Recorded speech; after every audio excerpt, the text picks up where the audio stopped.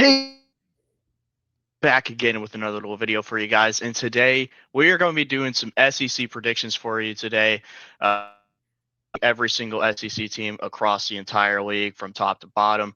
Uh, all I can say is the SEC, of course, it's a very dominant league. You could say it's different leagues, different leagues. Oh, yeah. Uh, yeah, very different leagues. The SEC, it's going to be hard for basically everybody this year. It's always a tough league up and down. Yes, last year the SEC wasn't the best conference, but I honestly think the SEC they'll probably take their crown back this year. Maybe not national title wise, but the SEC I think will be the better conference. And yeah, I got a special guest here with me, Supernuclear. He's a Hey, what's Kentucky up? fan. Yeah, yeah, I hate the Tennessee. So yeah, and I know Feelings you hate mutual. Kentucky. Yeah, Yeah. Of course, nuclear. I recently just made the video talking about each and every single SEC team's like three permanent opponents and what I think they should be. What did you think? What I gave for Kentucky? I thought it was mostly in line with what I wanted. I think Tennessee obviously should be one. Vandy should be one. But I would have thought you would have said Florida on the third one because that's a pretty heated rivalry, if I would say, especially in this past decade, as it's been Uh, very competitive. yeah, it has. I mean, Kentucky's been able to beat them more because I remember Florida went on like a 30 something year winning streak on Kentucky. That's awful. When they finally beat Florida, I was shocked. I was like, hold up, does Florida suck, Kentucky actually kind of good now? And well, Well, it turned out to be basically both. So we were good in 2018. That was the Benny Snell year and the Josh Allen year. So yeah, mm, yeah. So how do you feel about Kentucky this upcoming year? Besides, the obvious motivated Mark Stoops memes. That's what you've been talking about in the Discord is motivated Mark Stoops. I mean, be honest, it's kind of up in the air about what's going to happen because it can be we lose to Toledo, go 2-10. We could be 7-5. It just depends on what happens. It all really depends on the offensive line for Kentucky because last year the offensive line was probably the worst it has been in the Stoops era since he's gotten here. And quarterback play, the past couple years we've been relying on transfers. We hit on one with Will Levis those 2 years. Then when we had Devin Leary, which was supposed to be good, but he didn't really pan out the way we wanted to do. And of course, Brock Vandegrift sucked. So yeah, he also had that. And now we have Zach Calzada coming into the fray. 7th-year quarterback from Incarnate Word, Auburn, and Texas A&M. So we're riding off of that. We also got a really good back room with Dante Dowdell, Seth McGowan, and Jamarian Wilcox. And also the wide receiver room is a little weird. We got Kendrick Law, Troy Stellato, Jamori Macklin, and a bunch of other guys. And I'm interested to see how this offense functions and also to see if this defense, with the losses they had, is able to keep up what they were able to do for like the start of the season because they had like a top 10 defense to start the year and then they kind of fell off. I just want to see if that defense is still a Stoops level defense that he always has had. Right. I know it's definitely going to be hard, especially on the defensive side of the ball. You lose probably your best player on the defensive side of the ball in Maxwell Hairstein, Mm-hmm. or Hairston, however it's pronounced. He went first round, didn't he? Yeah, he did. Yeah, he was really good. He was like probably the fastest corner in the draft class. So I'll give him that. And then you also lose Dane Key. You lose him to Nebraska. That's also another massive loss for Kentucky on the offensive side of the ball. I'm sorry, it's honestly not looking too good for Kentucky right now. And Mark Stoops, man, he's got to do something. He's got to at least make a bowl game this year. Or if he does it, I think he's gone. I think he's gone if he doesn't. Well, that's tough because if he goes like 5-7, like there's like leeway in there because that buyout is so big, it's insane. But if he goes 2-10 this year, he's done. Like he's absolutely done. Right. All right. I guess we'll move on to predictions now. Let's see here. I got Alabama's schedule pulled up here. Let me zoom in a little bit more so you can see. So yeah, starting off week 1 for Alabama, we got on the road at Florida State. Uh, First off, for Alabama, I do think they are going to be a little bit of a better team this year. Uh, J- Jalen Milroe was just so confusing for me last year. One game he looked like probably the Heisman frontrunner. The next game, I didn't know what he was doing. For example, the game against Georgia, he played absolutely amazing in that game. And the next week against Vanderbilt, he acts like he just started. Well, it makes no sense to me. He was the most inconsistent player in college football last year. He goes to the Seahawks. They bring in Ty. They have Ty Simpson coming in, and I've heard up and down about him. I've heard he's been looking good. I've also been hearing he's looking bad. You do return Ryan Williams, though. He's going to be probably the second best receiver in college football, probably the best receiver in the SEC. Uh, they also got some pretty good running backs coming in. I can't remember what their names are, but they're some pretty good running backs. And that defense, what can I say? Alabama, they basically reload every single year. They always have like a top 5 recruiting class. And Kalen DeBoer, he's got to finally be able to put it together because even though they went 9-3 last year, that's basically a down year for Alabama.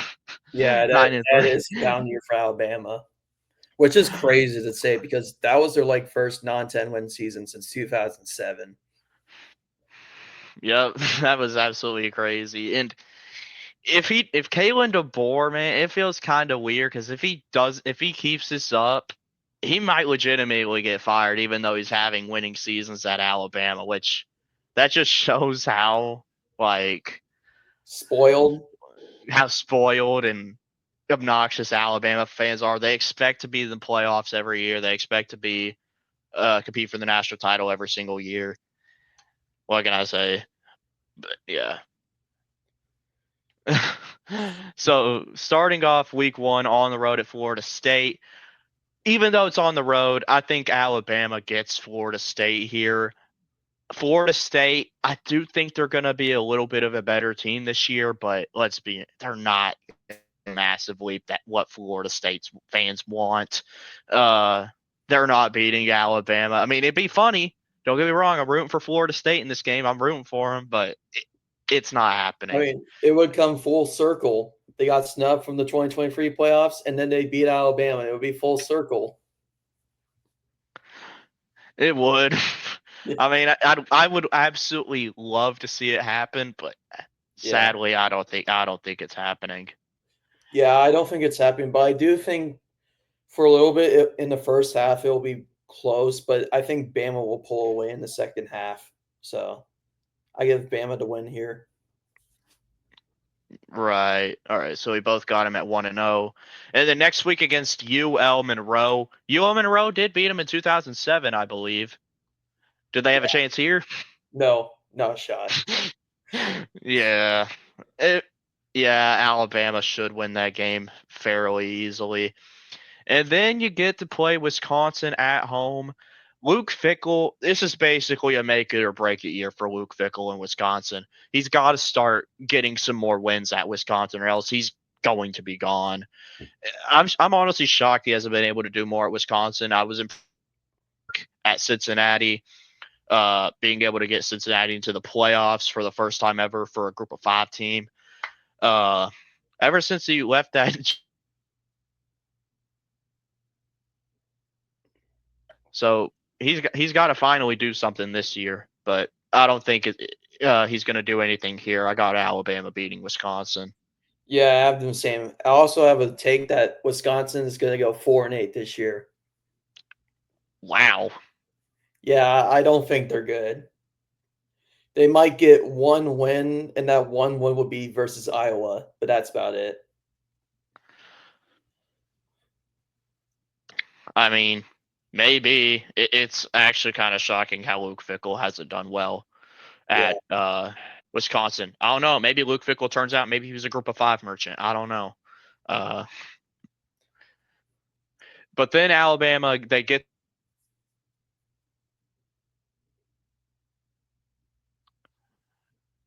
um Alabama. They've been known for absolutely owning Georgia. Georgia, they can't beat them to save their life. It seems like for the most part, they did beat them, of course, in that 2021 national championship game. Uh, but Georgia, man, they're gonna reload. They reload on talent every single year now with Kirby Smart. Quarterback situation. I have questions about Georgia's quarterback situation because I've been hearing some things about Gunnar Stockton. I've been hearing he has not been looking good. Yeah, if the quarterback play isn't Oh, good, then oh, sorry, you're cutting in and out a little bit right here. oh, I am. Yeah. Oh, but You're good right now. all right. But yeah, quarterback situation. I have questions about that. And then, of course, running backs. Georgia's always going to have good running backs. It seems like they have a good running back every single year. Offensive line, they're obviously going to be good on the lines of scrimmage. Same with tight end. You return Grant Delp, I believe. And then for wide receivers, I honestly don't know about Georgia's receiver situation. Yeah. Uh, They're like the Green Bay Packers. They can't catch. yeah, pretty much. And also they get DUIs. Yeah. But in this one, I feel like Georgia's defense is going to do just enough, and I feel like Georgia's offense will probably just do just enough on the road. So I'm gonna go with Georgia in this one solely because it's at Georgia. Yeah, I was thinking the same thing. It's at Georgia. It's a tough place to play. No one's won there in like I don't know since before COVID maybe. So yeah, I got Georgia in this one. All right, and then we move down to Alabama's kryptonite, Vanderbilt. Uh, Vanderbilt. It seems like ever since Vanderbilt, had their first winning season in a million years, their five fans now have finally started to chirp and are acting like they could win the SEC. I mean, listen, I think Vanderbilt, they'll be a decent team again this year. They return Pavia, they return Stowers, they return a lot of productions off of last year's team. But I'm sorry, you guys aren't beating Alabama again. It's not happening. I feel like when Vanderbilt beat them, I feel like it was a once in a blue moon thing. Yeah.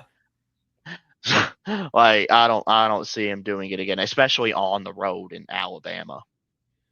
Yeah, I don't see it happen. I think they lose by like 21 points in this game. That's my thinking. I could definitely see it. And then on the road at Missouri, I think they're about to take a step back. I honestly Yeah. don't think Missouri's going to do that well this year. They Yeah, return they lose Burden, they lose their quarterback, they lose that running back too. They're taking a step back this year. I honestly think Missouri, they could probably go like 6-6 or 7-5 this year. Uh, and plus, Missouri, I'm sorry, Missouri, when it comes to SEC, they are one of the least intimidating places to play. They are. Uh, so yeah, I got Alabama in this one. yeah, I got Alabama in this one too. Actually, I think like Missouri, I think they're gonna take a step back too much and they're gonna completely miss the ball this year. That's my crazy take about Missouri this year.